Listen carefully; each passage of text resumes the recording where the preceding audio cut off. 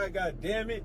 I'm coming home with the gold medals and rings to match. They trying to sign me on contracts with the strings attached. You need to switch your defenders cause we ain't even match. I can't be counting no chickens up that ain't even hatched. So I put my thoughts into actions and I hustle advance.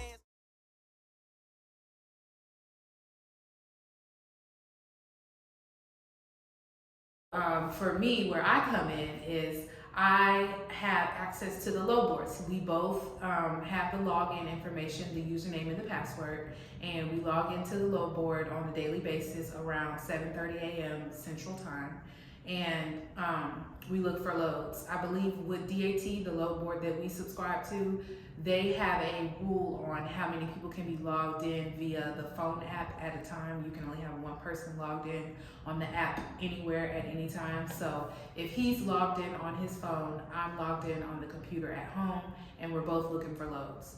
The process for looking for loads is basically logging into the DAT load board, clicking on search loads, and inputting your search information, your search criteria. For us, it's straight box, which is SB on DAT, and you also want to put only, select only, so that you're only showing or that you're only searching for loads that require a straight box truck. You also want to put the origin, where your truck is right now, and you want to put in how far you're willing to go, deadhead origin, before you get that load. We don't usually put in a destination because we're willing to go pretty much anywhere. We like to see what all is out there as far as loads that are available. The next thing you want to do is input your weight, which for us would be no more than 10 or 11,000 pounds, because the 26-foot box truck that he is using to haul freight currently is a non-CDL box truck, so he has to stay with under 26,000 pounds. So we typically only haul things that are 10,000 pounds or less. Once you are seeing loads, say you see one that you want to get, you click on it, you look at the details. For me, the most important thing to look at is what the mileage is for the trip, the whole trip mileage, and how far it is from where we are currently, the deadhead. That's the thing that I look at first, because I like to add those two numbers together, the deadhead as well as the trip mileage, and that way I can get an estimate of how much money I'd like us to get for this load. Before I even call a broker, I'm looking at those two things first, the deadhead mileage and the trip mileage, because a lot of times if it's not posted on the board how much they're trying to pay for that load, then I can calculate in my head what the lowest amount we'll take is and what the ideal amount we'll take is. So if there is an amount posted, that automatically will let me know if I'm willing to try to negotiate it a little bit higher, if I'm willing to take it, or if I don't want to call it at all. The second thing I look at is the broker. I look at whether or not they're a newer broker, an older broker. I always have a second tab pulled up for our factoring company so that I can immediately input their MC number onto our factoring company's credit check page, and I'll see if they qualify with our factoring company to use factoring. If they don't, then I'll look at their credit score on the DAT board.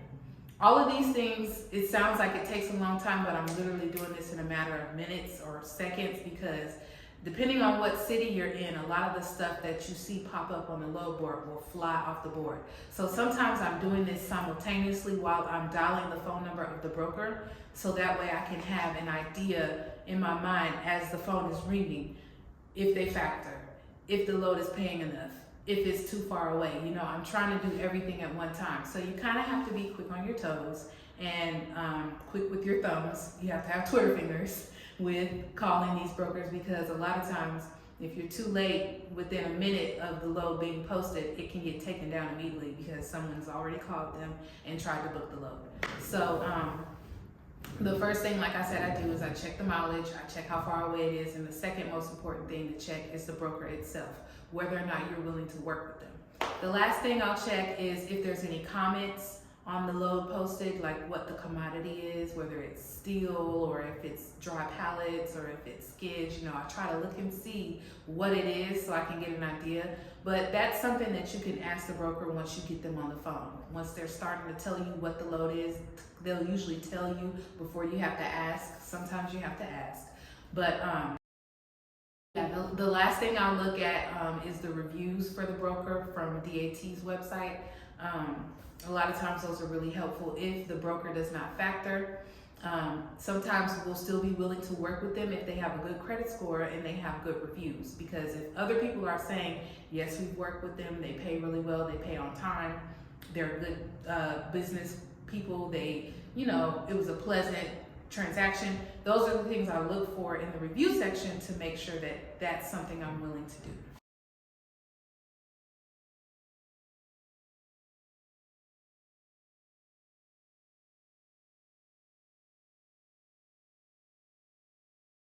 So factoring is the need for a middleman company to be able to pay you your money from a broker or from dropping off a load without having to wait for the broker to pay you. Because typically brokers can pay up to 2 weeks later, or from anywhere from 2 weeks later up to a month or 2 months later. And a lot of times when you're a new company starting out, you do not have the capital saved up and prepared to sustain you while you're waiting on brokers to pay you. So factoring companies are there in place so that you can get your money right away. And then the factoring company then waits for the broker to pay them.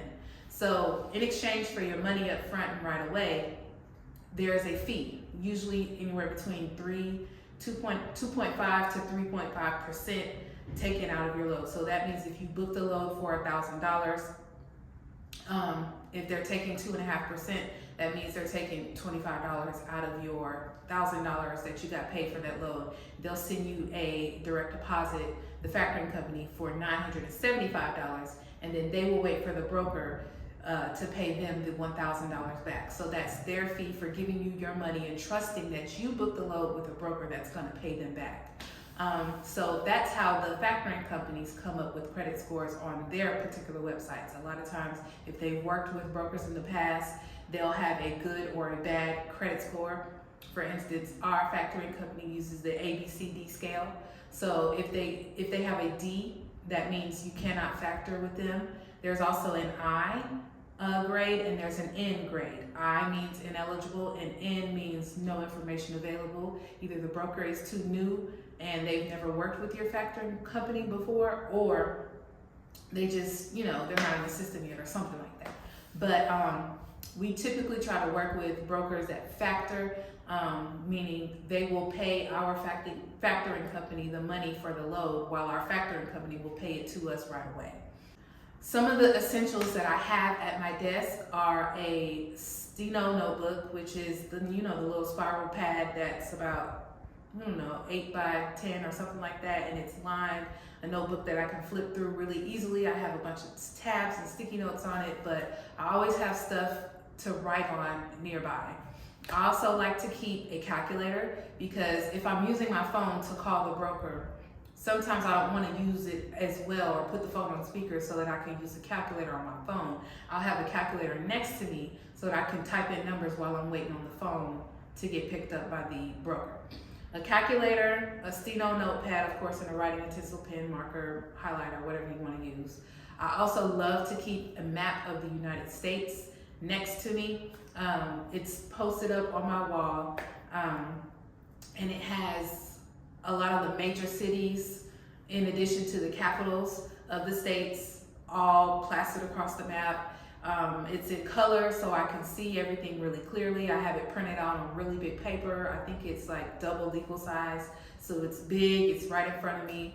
I also keep sticky notes with all of our important information on it. The truck dimensions, the MC number, the DOT number, which now I have them memorized, but when we first started, I didn't. So I had a sticky note right there in front of me. I also like to keep a sticky note that has our insurance information on it, as well as the names and numbers of brokers that we like to use as references. because a lot of times a broker will get on the phone and ask you what your MC number is before they tell you what the information about the load is. And if they tell you, oh no, you're too new, we can't work with you, the first thing I'll say is, oh man, can you override that? You know, we have some references we've been running. I know you said we're new, but we do have references. Could you override that? Sometimes it works, sometimes it doesn't, but it's always good to have the names and numbers of brokers that have already given you a chance. You did a good job for them, that you can use as references for these brokers that typically don't want to work with newer MCs. Another important thing to keep is copies on file, like electronically, of your MC authority, a copy of your COI, a blank COI, where you can input a broker's information in there, because typically brokers want to be listed as certificate holders on your insurance. You also need to keep a blank copy of a W-9 filled in with your tax ID number, your EIN, your business name, and your signature. So all you have to do is put the date on there and send it to the broker. You also want to keep a copy of your NOA form, which is a notice of assignment form that your factoring company will give you once you're set up with them. This is a release form that you give to the broker, letting them know who to send their money to when it's time to pay for that load. A few other things I keep are copies of all of our BOLs on file, copies of signed broker carrier agreements that we've already, set up with other companies. You'll just learn as you go. The most important thing to me is getting on the phone with the brokers and learning the lingo. Things like, what's your MC? If you don't know what MC is off the top of your head, you're like gonna scramble on the phone and not know what to say back. You'll also hear them say, is he empty now? Or are you empty now? Where are you located? That means, is the truck ready to get loaded, and how far is it away from where the load is posted to be picked up at? Another typical question they ask on the phone is, are you set up with us? That means, have you signed a broker carrier agreement? Have you sent us your documents?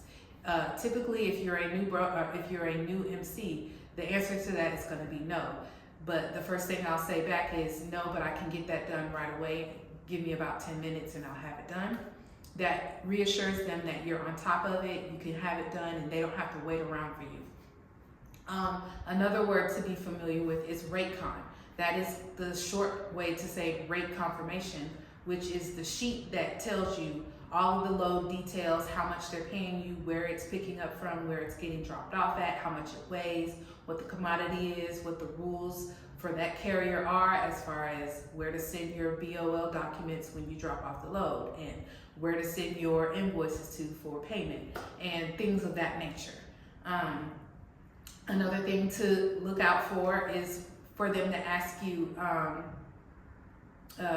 what are you looking to get, or what's your rate? That means they want to know how much you would like to get paid for the load. Things like that of that nature. But hopefully this was really helpful for you. Hopefully I gave enough information for you to jump out there and start trying. Like I said, the best experience or the best teacher is just getting on the phone and talking to the brokers. You're gonna get a bunch of no's. You're gonna get hung up on a lot. You're gonna get ignored in the emails. But as long as you're confident and you're consistent, the work will pay off and you'll start seeing the fruits of your labor in no time. Thank you. Down to the bone, got me working every muscle in hand. Must have been played by higher powers ordained by law. That I had came and I conquered when I came and I saw. Gotta get paper, of course, but stack up the accolades. Going against demons that want us back in our shackle days. I made a lane for myself so they can never compare me.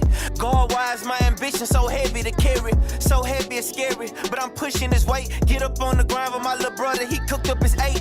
Trying to remain in the mind frame I need for success. Trying to refrain from relapsing, feeling deeply depressed.